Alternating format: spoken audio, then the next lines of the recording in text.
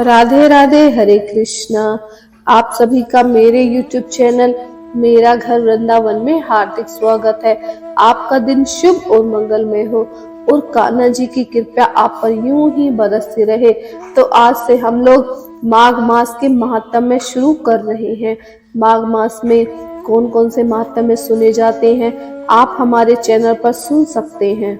अगर आप ये महात्म्य सुनना चाहते हैं तो आप हमारे चैनल को सब्सक्राइब कर ले। हर दिन आपको माघ मास के महात्म्य के अध्याय रोज मिला करेंगे। तो आइए शुरू करते हैं। एक समय श्री सूत जी ने अपने गुरु श्री व्यास जी से कहा कि गुरुदेव, कृपया करके आप मुझे ये माघ मास का महात्म्य कहिए, क्योंकि मैं आपका शिष्य हूँ। व्यास जी कहने लगे कि रघुवंश के राजा दिलीप एक समय यज्ञ के स्नान के पश्चात पैरों में जूते और सुंदर वस्त्र पहनकर शिकार की सामग्री से युक्त कवच और शोभायमान आभूषण पहने हुए अपने सिपाहियों से घिरे हुए जंगल में शिकार खेलने के लिए अपनी नगरी से बाहर निकले। उनके सिपाही जंगल में शिकार के लिए मृग, व्याघ्र, सिंह आदि जंतुओं की तलाश में इधर उधर फिरने लगे। उस वन में वन स्थली अत्यंत शोभा को प्राप्त हो रही थी। कहीं कहीं मृगों के झुंड फिरते थे तो कहीं कहीं गीदड़ अपना भयंकर शब्द कर रहे थे। कहीं गैंडों का समूह हाथियों के समान फिर रहा था। कहीं वृक्षों के कोटरों में बैठे हुए उल्लू अपना भयंकर शब्द कर रहे थे। कहीं सिंहों के पद चिन्हों के साथ घायल मृगों के रक्त से भूमि लाल हो रही थी। कहीं दूध से भरी थनों वाली सुंदर भैंस फिर रही थी।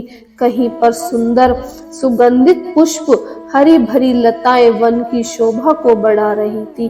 कहीं बड़े बड़े पेड़ खड़े थे तो कहीं पर उन पेड़ों पर बड़े बड़े अजगर और उनकी केचुलियां भी पड़ी हुई थी।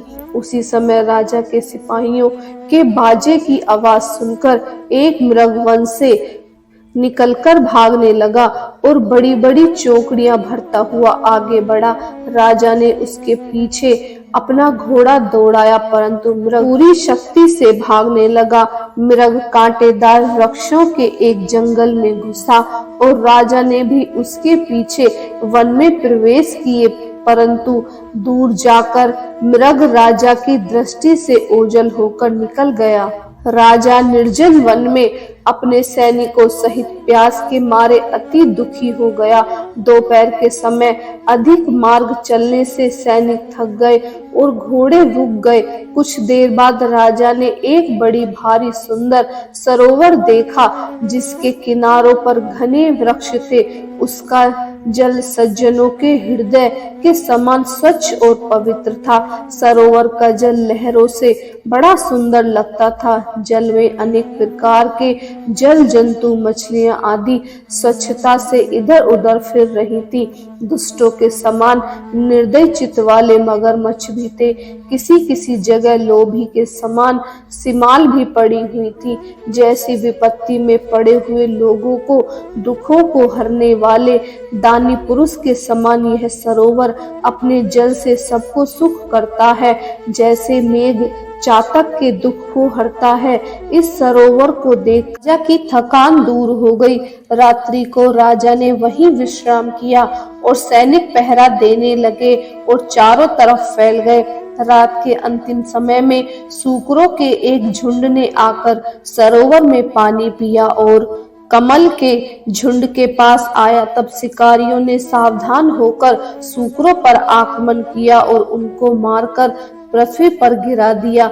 उस समय सब शिकारी कोलाहल करते हुए बड़ी प्रसन्नता के साथ राजा के पास गए और राजा प्रभात हुआ देखकर उनके साथ ही अपनी नगरी की तरफ चल पड़ा, जिसका शरीर तपस्या और नियमों के कारण बिल्कुल सूख गया था। जो मृगछाला और वलकल पहने हुआ था और नख, रोम तथा केश धारण किए हुए था।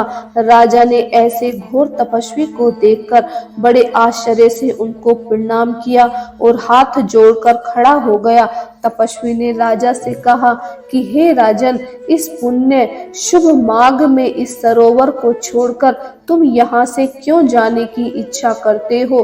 तब राजा कहने लगा कि हे महात्मा, मैं तो माघ मास में स्नान के फल को कुछ भी नहीं जानता। कृपया करके आप मुझे विस्तार पूर्वक बताइए।